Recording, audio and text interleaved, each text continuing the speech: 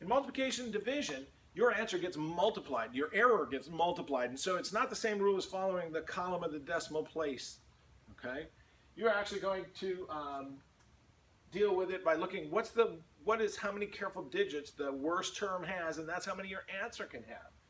So you look to see which is the least number of sig figs of all the terms used to get an answer. You're going to use that to then keep in the answer after you multiply those. So if I have something like this, 10 centimeters times 2.579 centimeters times 3.2 centimeters, the calculator is going to give me an answer with 5 careful digits. But if I look at here, I only have 1 careful digit at the beginning, and the rest have more, 4 digits and 2 digits. So my answer can only have 1 careful digit.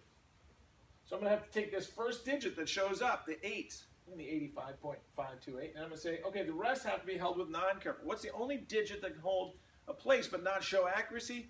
0. A 0 can hold a place, especially if it's in the ones, the ones or the tens or the hundreds out here on this left side. You can fill in all the rest of the places with 0 so that it would show they weren't careful. If you reach to the decimal place and you have careful digits you have to get rid of, just get rid of them. Don't keep them around. You don't have to fill them with zeros. Matter of fact, you can't because they would be portraying that they were carefully measured. So if you just need to get down to the ones place, put zeros in their place, and if it's after the decimal place, once you've reached the number of sig figs you can have, the number of careful digits, then just put zeros in the ones, the tens, the hundreds, or the thousands. Okay.